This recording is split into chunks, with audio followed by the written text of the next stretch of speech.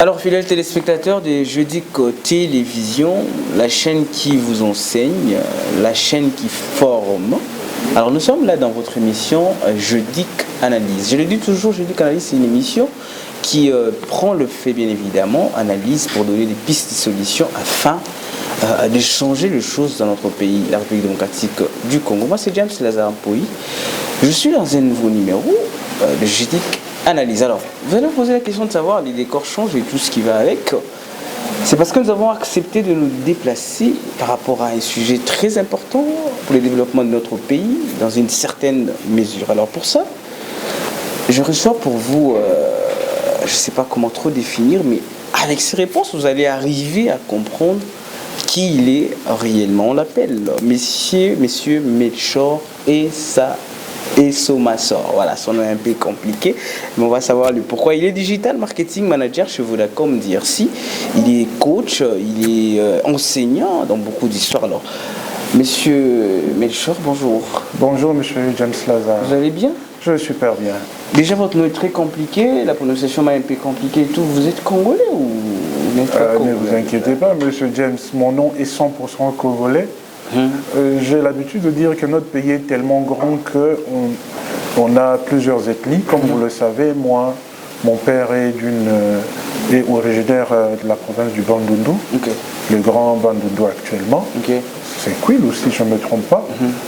Et c'est un nom 100% Yazi. D'ailleurs, vous ne l'avez pas prononcé en entièreté parce que c'est Melchior Essomassor ou Tiao. Wow. Alors, il n'y a pas de confusion, hein? Ne dites pas qu'il est expat et tout ce qui va avec, il est congolais, 100% de père et de mère. Alors, nous sommes avec vous parce que nous allons parler un peu d'un domaine qui est très important pour le développement d'une nation ou d'un pays, mais ici en RDC qui est un peu négligé. Alors, nous allons essayer de comprendre. Avant d'aller plus loin, qui est Monsieur Melchior en réalité? Avant d'entrer dans le dôme, dans les vifs de notre sujet, qui est Monsieur Melchior? Qu'est-ce que nous devons retenir de vous? Ce qu'on doit retenir de moi, Monsieur James Lazare, c'est que je suis déjà congolais, un patriote qui aime son pays, qui a fait ses études en grande partie ici. J'ai commencé ma carrière aux alentours des années 2008. Une entreprise, maintenant elle n'existe plus, elle est devenue Orange, mais à l'époque c'était Tigo en 2008. Donc on doit retenir que je suis dans les télécommunications, ça doit faire une affaire de 16 ans maintenant que je suis dans la télécommunication. À part cela, j'aime beaucoup former les plus jeunes. Du coup, je suis senior coach, c'est-à-dire je donne cours le soir pour les formations digital marketing au sein d'une structure qui s'appelle KDA, Kinshasa Digital Academy. Ce qu'on doit retenir de Melchior aussi, c'est que Melchior est détenteur d'un master, un MBA en digital marketing. Donc je suis vraiment passionné de cette matière-là qui est le numérique et des enjeux qui tournent autour du numérique. Donc s'il faudrait retenir quelque chose par rapport à mon profil, je voudrais qu'on retienne que je suis un passionné du numérique et un évangéliste chevronné du numérique. Alors c'est sans beaucoup de qualités à la fois et tout, je crois que ça nous permet d'entrer dans le vif de notre sujet. Quand quelqu'un se jette dans un secteur, c'est-à-dire que c'est après l'observation? Quand j'ai commencé ma carrière, moi-même je ne me voyais pas du tout comme étant marketeur digital, qu'on se le dise. En gros, moi je suis ingénieur logiciel de formation, donc je suis passionné par tout ce qui concerne les développements.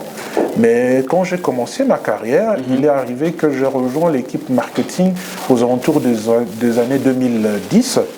Et à ce niveau-là, j'ai appris les bases du métier du marketing.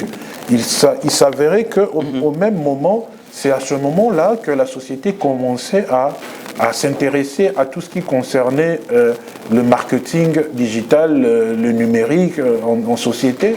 Et comme j'étais entre guillemets le petit gars qui connaissait un peu toutes les notions du marketing numérique, naturellement, je me suis intéressé.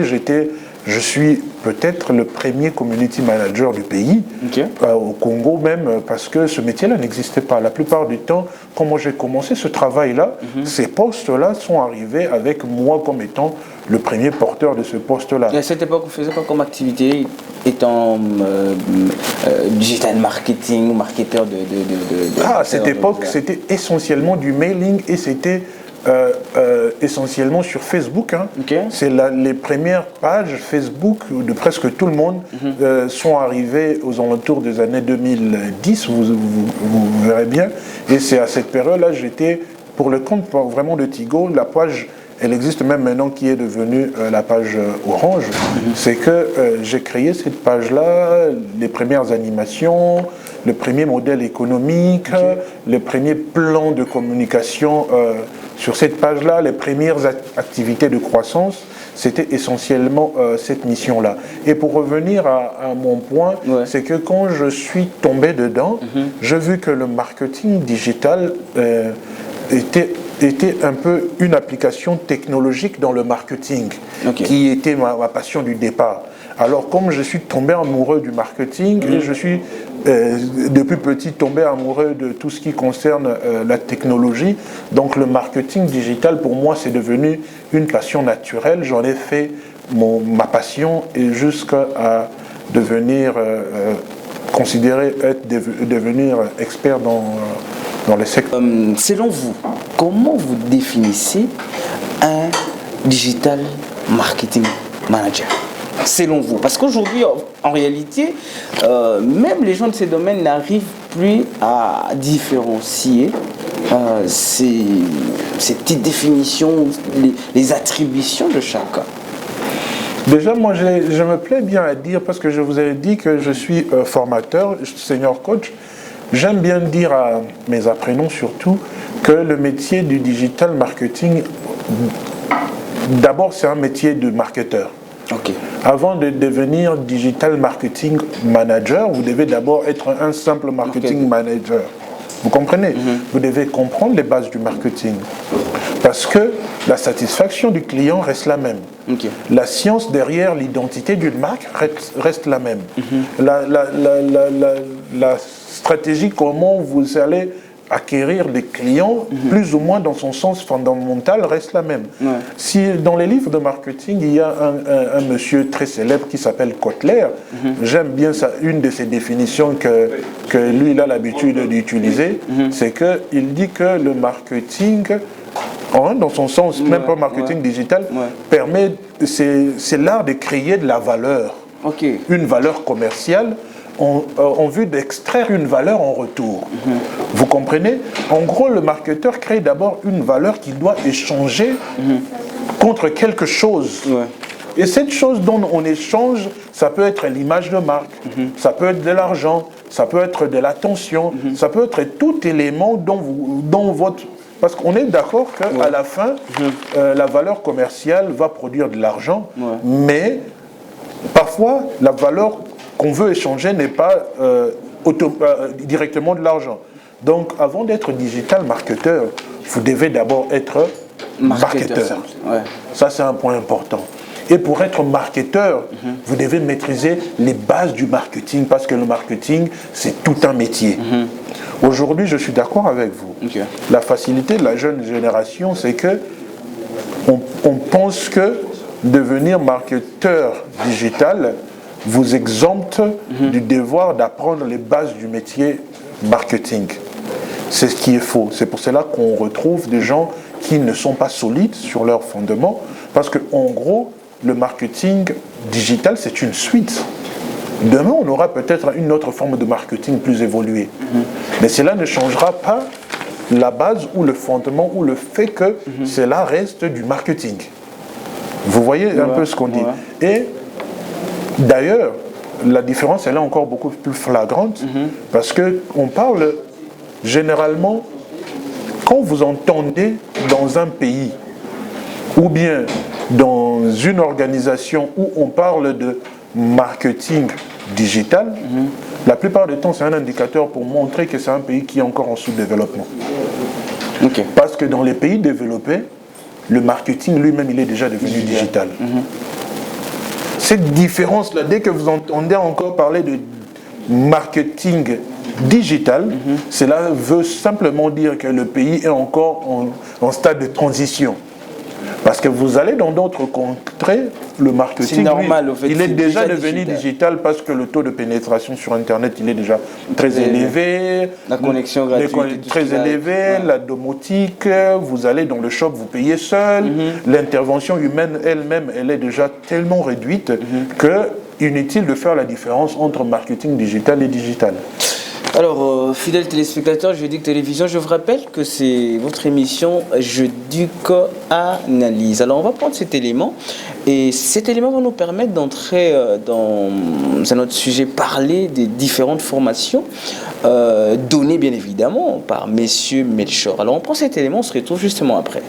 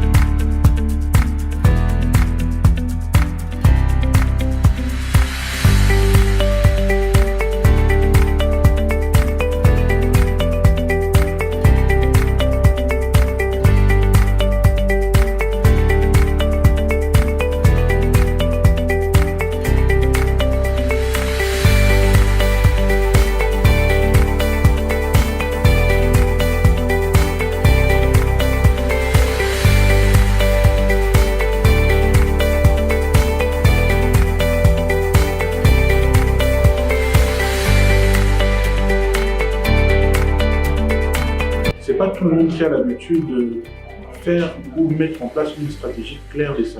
On a l'habitude de faire les mêmes choses sans savoir en fait comment est-ce qu'il faut s'évoluer. Et là, c'était une opportunité pour savoir en fait comment il faut mettre des indicateurs afin d'agir à court ou à long terme. Le jeune, là, on a intérêt à nous prendre en compte. Donc, la vie utilise une stratégie.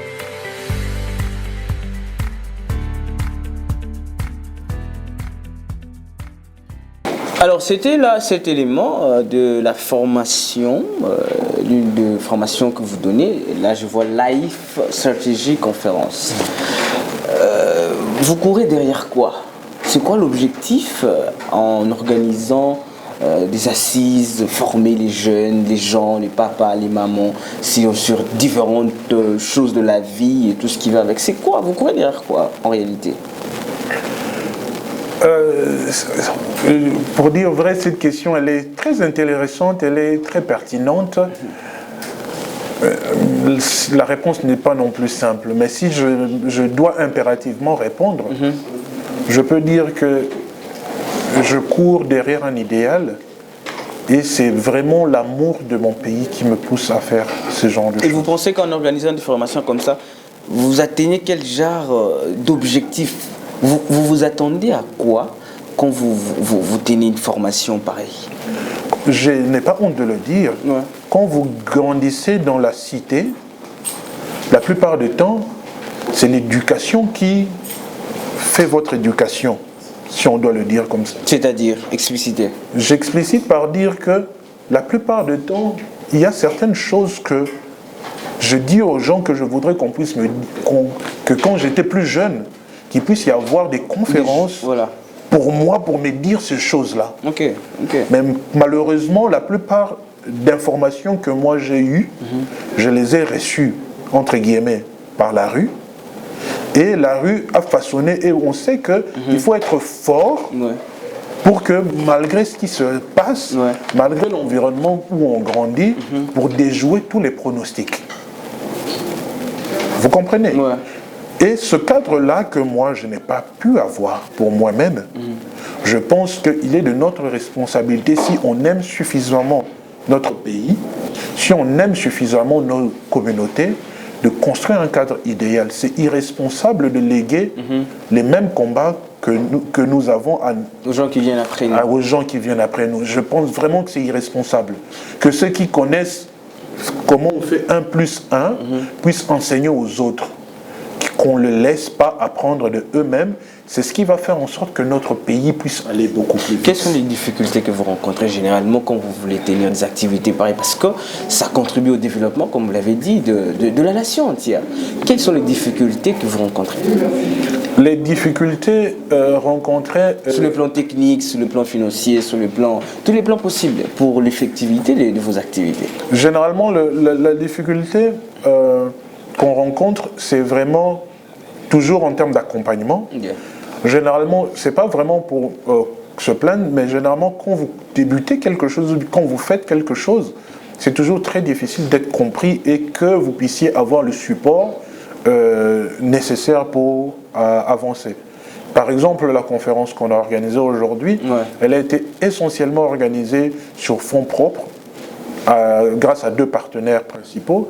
Il y a la structure qui s'appelle Cerebrum Digital, qui fait partie d'une initiative privée. Comme je vous ai dit, on fait vraiment dans beaucoup de développement, et ainsi de suite. On a beaucoup d'activités.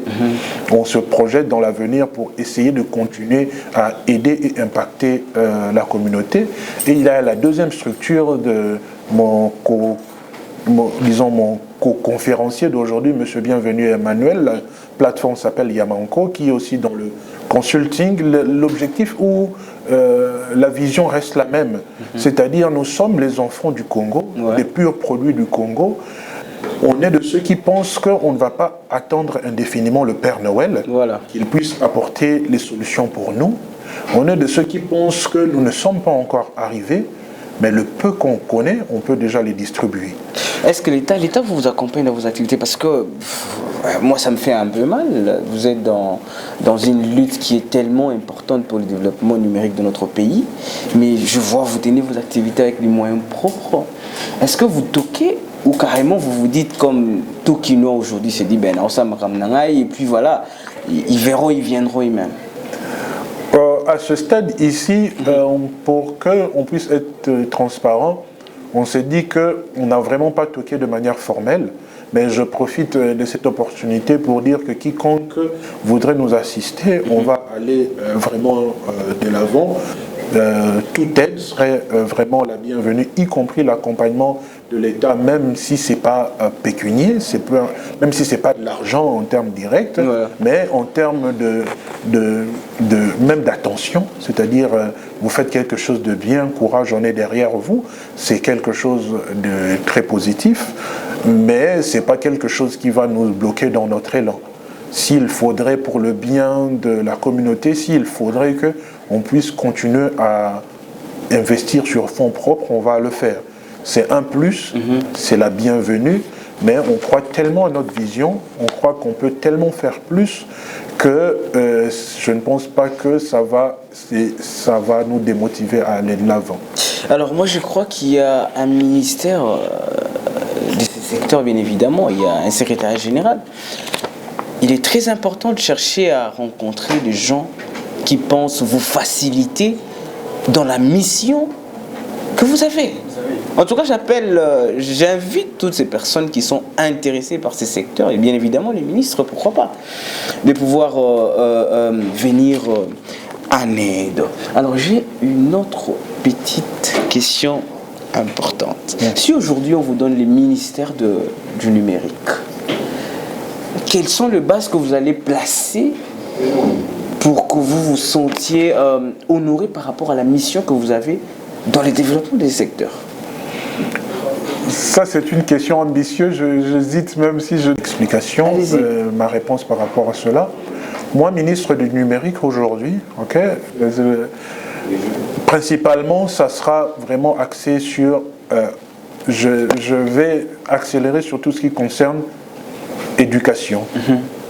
Éducation, éducation et éducation. Parce que c'est la base. Déjà, moi, personnellement, je suis toujours assez scandalisé sur la part qu'on réserve à l'éducation dans notre pays, tout en sachant que le seul moyen d'enlever quelqu'un de sa précarité, c'est de lui donner de la connaissance. Voilà. Vous comprenez? Aujourd'hui, on a des métiers de base. Qu'est-ce qu'on fait pour donner des connaissances de base numériques à tous? Quelles sont ces initiatives-là populaires qu'on met en place pour essayer de changer cela?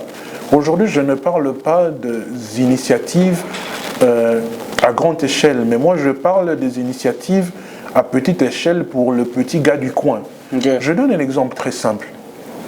J'ai été toujours scandalisé. Moi, j'ai un mécanicien qui s'occupe de mes véhicules, un gars qui est très bon, mais le même monsieur qui est très bon, bizarrement, il se retrouve limité parce qu'aujourd'hui, le monsieur est resté dans des anciens moteurs.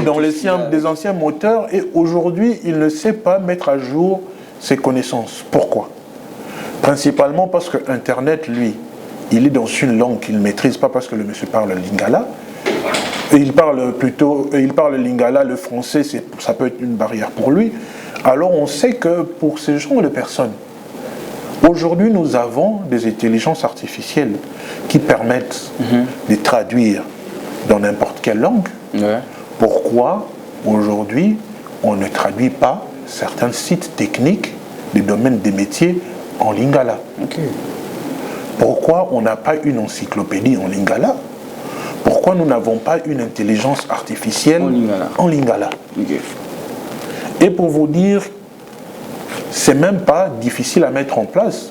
Parce que moi, dans mon laboratoire, avec mes équipes, on a mis en place des intelligences artificielles qui fonctionnent en lingala.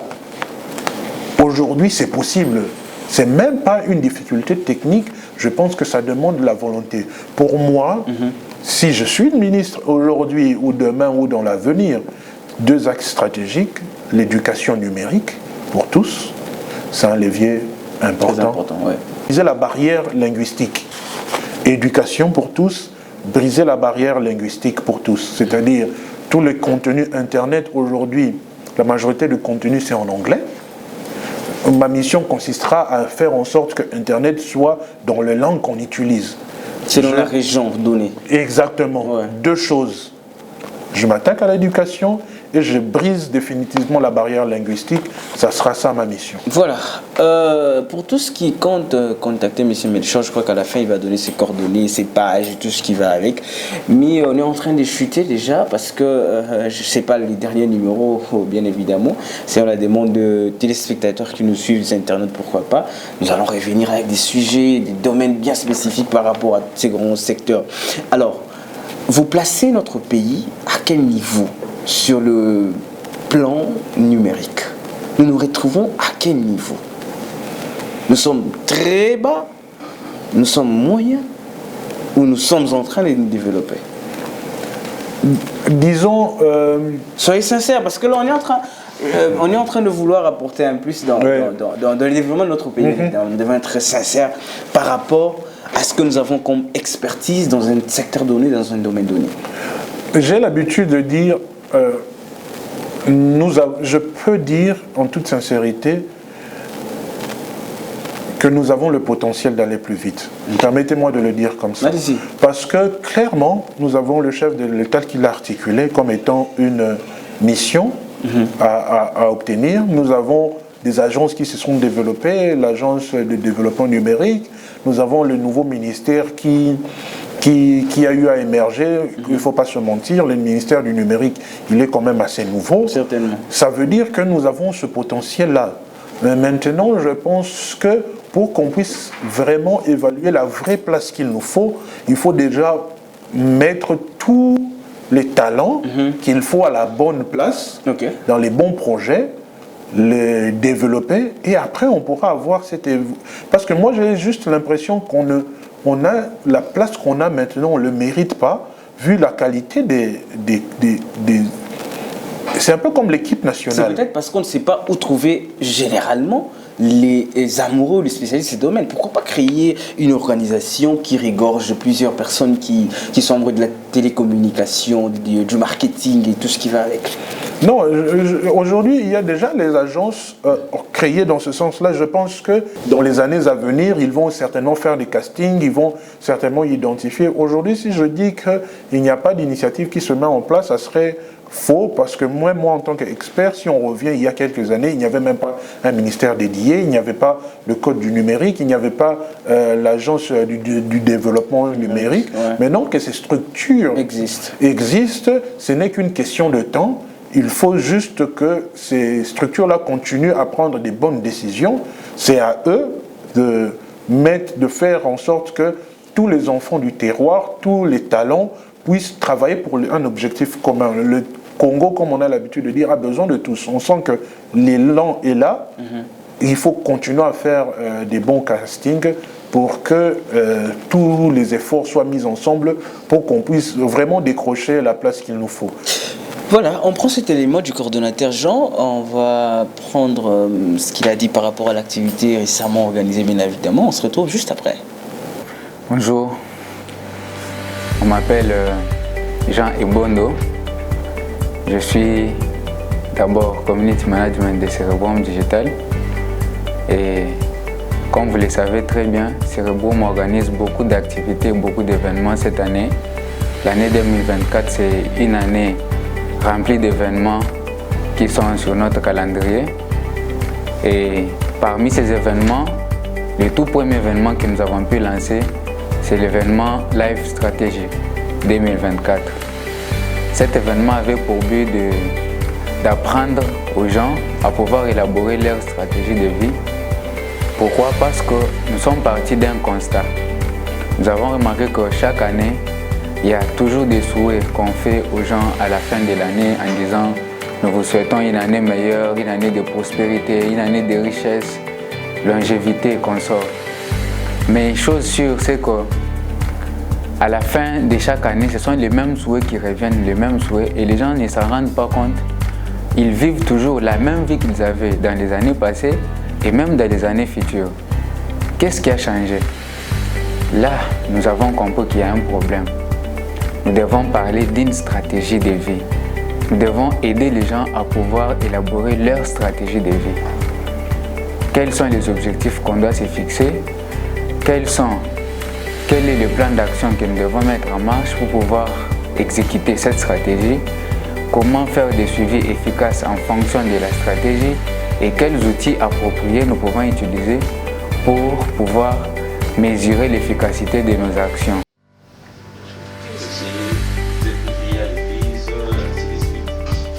Vous savez, très souvent, avant de monter, il nous arrive très souvent, avant de monter, on vient vous passer, on vient vous souffler à l'oreille. Bonjour, je suis Kevin Louzayadio, membre de l'équipe de Live Strategy Conférence.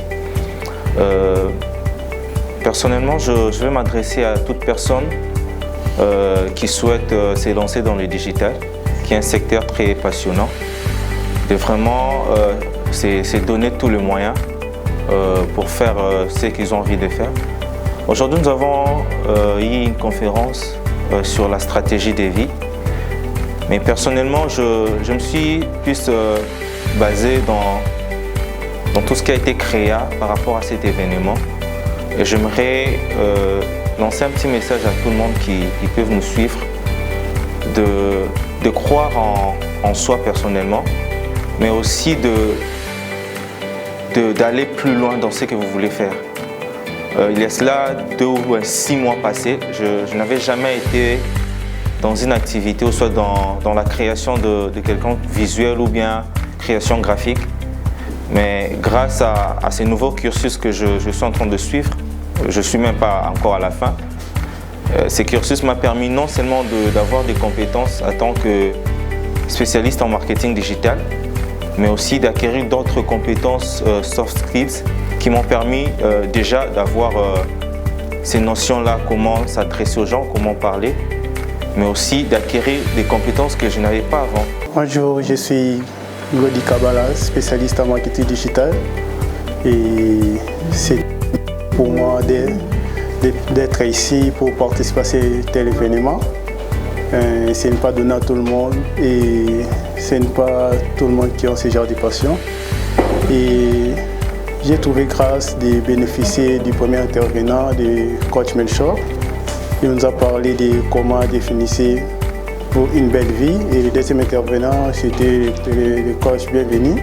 Lui, là, il nous a parlé des éléments qui peuvent répondre à ta question, qui je suis. Alors, ces deux éléments ont été vraiment très impeccables et ont révélé même l'essence même de l'être humain que je suis.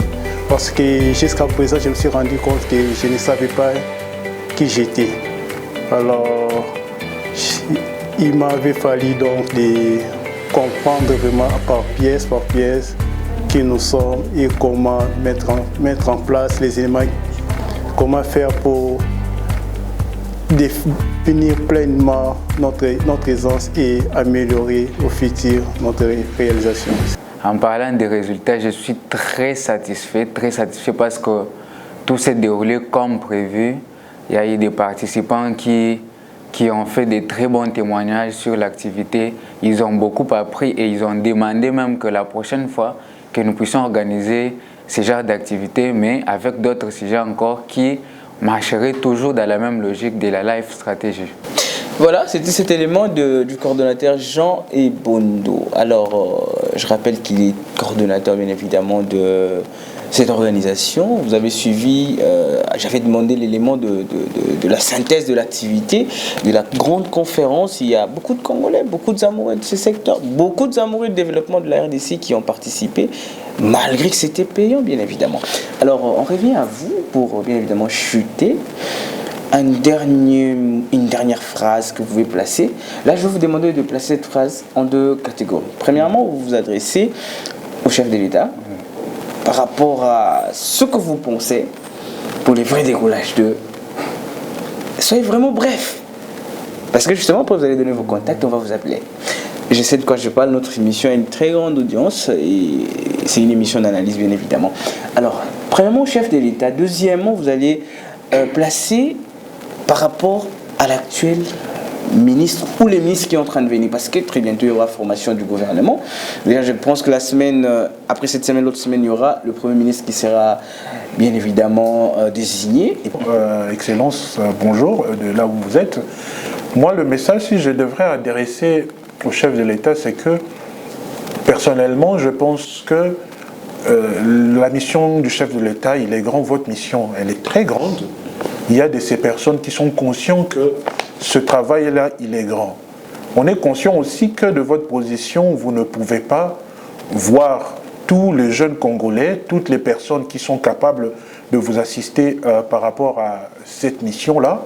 Moi, si je dois m'adresser à vous aujourd'hui, c'est dire, oui, continuez à garder un œil. Je sais que les talents, les jeunes, c'est quelque chose d'important pour vous. Il y a des jeunes comme moi, il y a des jeunes comme plein d'autres, il y a des jeunes comme mes apprenants. Il y a beaucoup, parce que moi, je vous ai dit que je suis formateur, on reçoit beaucoup de visites des personnes de la présidence, et alors continuer à être assez bienveillant par rapport à ces jeunes-là. Le numérique, c'est une histoire de tous. On est là, on est disponible à vous assister, à réussir ce mandat-là qui n'est pas que vôtre, comme vous le dites, c'est vraiment pour nous tous. Parce que l'avenir du Congo, c'est pas que pour les enfants du chef de l'État. J'ai des enfants, je suis père, je suis aussi conscient, je me pose toujours des questions sur qu'est-ce qu'on va laisser à nos enfants, à nous. Et cette mission-là, cette réponse-là, je ne pense pas que ce soit seulement la mission ou bien la réponse que le chef de l'État doit donner seul. Donc à son excellence, nous sommes là pour apporter de l'aide, chacun à son niveau, chacun à son coin, mais il y a vraiment des jeunes, il y a des cerveaux, il y a des connaissances, ce n'est pas qu'en Europe qu'on trouve des cerveaux. J'aurais bien voulu emprunter ce qu'un politicien ici a dit. On a fait les mêmes études avec eux, on étudie pour des spécialisations avec eux. Ouais. Après avoir étudié avec eux, on s'est rendu compte très rapidement compte que nous ne sommes pas moindres. Notre cerveau n'est pas moindre. Certainement. Notre intellect n'est pas moindre. On a même distingué dans leurs propres écoles. Donc, dans ce sens-là, il y a vraiment des compétences. On en voit chaque jour et on est prêt à aider à cette mission. Voilà. Au ministre et puis à la population qui nous suit, les jeunes passionnés de votre domaine. Au ministre qui nous suit, au futur ministre certainement qui sera reconduit, sachez que derrière vous, il y a moi qui suis veulent prendre la place du ministre dans le futur. Ils veulent vraiment voir ce pays émerger. Ouais. Les attentes sont énormes. Je lui demanderai juste de prendre la mesure de toute l'attente qu'il y a derrière ce secteur, parce que c'est vraiment un gros challenge. C'est vraiment des jeunes qui veulent vraiment beaucoup plus. Et ce qui est fascinant avec ces catégories de jeunes qui sont dans le numérique, c'est des gens qui viennent rapidement avec l'idée de tout est possible. Donc ils viennent avec moins de barrières en tête, parce qu'ils savent qu'aujourd'hui, le numérique, c'est une clé qui va faire en sorte qu'on puisse sauter certaines étapes de développement. Donc c'est des jeunes qui viennent déjà avec l'idée de tout est capable, voilà. qui sont aussitôt changer les choses. Aussitôt changer les choses, ouais. Qui vivent moins dans les barrières. C'est vraiment cet élément-là que l'autorité future devra savoir que nous tous là, il sera notre ministre à nous. Donc il va porter nos aspirations. Et aux jeunes, moi j'ai l'habitude de dire, utilisez bien bonnement vos plateformes, utilisez bonnement Internet qui vous est donné. Parce que moi qui vous dis là, moi qui suis devant les jeunes aujourd'hui, peut-être dans une autre série d'émissions, tout ce que je suis aujourd'hui, je vais vous dire que je suis congolais, n'est-ce pas? Ouais. Que j'ai étudié grandement ici. Mais je vous ai dit aussi que je suis titulaire d'un master que j'ai fait en ligne grâce à Internet. Okay. Une partie en ligne, une partie en présentiel. Moi qui suis devant vous, je vous ai dit que je suis développeur logiciel. Mais grâce à Internet, sans formateur, j'ai appris 4 autres langages de développement. Vous comprenez? Aujourd'hui, l'utilisation de votre Internet définit qui vous êtes. Okay. Ce n'est pas seulement aller sur Internet pour vous divertir. Apprendre à utiliser Internet pour améliorer ses compétences, c'est se donner plus de chances pour l'avenir. Aux jeunes d'aujourd'hui, je leur demanderai... Pour finir, bien évidemment. Pour finir, d'utiliser vraiment très bien Internet. Parce que Internet, aujourd'hui, c'est un élément pour vous divertir.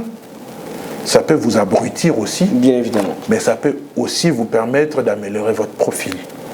Le profil que j'ai, si vous voyez mon CV, dites-vous que je suis un enfant ou bien un fruit d'Internet 100%. Alors, quelques salutations à ces personnes qui vous sont chères. Voilà, quelques salutations rapidement parce qu'on est à la fin. La première salutation, c'est à mon épouse, Madame Orline Bassimaz. Je risque de rester ici. En tout cas. Exactement. Je salue mes enfants. Ouais. J'ai 2 enfants, ma fille Achaï, mon fils Obial.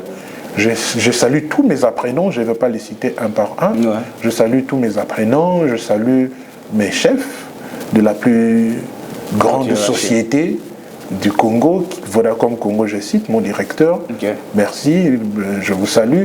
Et je salue l'académie où je donne cours, les dirigeants de l'académie aussi. Et enfin, je vous salue vous, Monsieur James, de m'avoir accueilli aujourd'hui. C'est un grand plaisir pour moi d'être devant le futur plus grand journaliste de mon pays. Donc, je vous salue cordialement. Alors, chers jeunes, vous avez écouté, je sais que c'est le tout premier numéro, mais avec les temps, vous suivez son documentaire pour ne pas abandonner ce que vous êtes en train de faire aujourd'hui, parce que c'est pas aussitôt que M. Melchior est ce qu'il est ou pense devenir ce qu'il est en train de prévoir, mais c'est un fruit de beaucoup de combats, beaucoup de sacrifices. Alors, ne vous découragez pas, soyez forts, soyez toujours là, attendez, tombez, mais relevez-vous si vite. Alors, c'est votre émission. Je dis qu'analyse, je dis grandement merci à M. Melchior, bien évidemment, d'avoir accordé votre temps pour ces petits entretiens qui va bénir beaucoup de gens et fortifier certains qui pensaient abandonner, se disaient voilà, c'est un secteur, on ne voit pas l'importance dans ces pays et tout, je compte changer. Par contre, c'est un secteur qui peut être élevé grâce à vous, grâce à vos formations. À vous, cher ministre Kiba Samaliba, qui est en train de passer, on ne sait pas si on va reconduire bien évidemment, mais à celui-là qui reviendra aussi, prenez en compte les idées de vos enfants, de vos petits frères, de vos amis. Ne faites pas confiance seulement à votre connaissance, mais essayez de ramasser partout, essayez d'associer les gens pour le développement de notre pays sur le plan numérique, parce qu'aujourd'hui, le numérique est vraiment à la base du décollage réel d'une nation ou la vente de l'image d'un pays. Alors, c'est quelque chose à prendre vraiment en compte. Les chefs, il était en train de nous suivre. Je sais que vous pouvez faire semblant des fois, mais vous écoutez.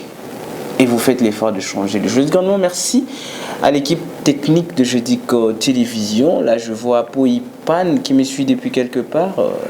Chef Alingueté depuis quelque part. Merci pour la confiance que vous nous faites. À toutes ces personnes qui travaillent également pour cette émission Jeudi Analyse, je vous aime beaucoup.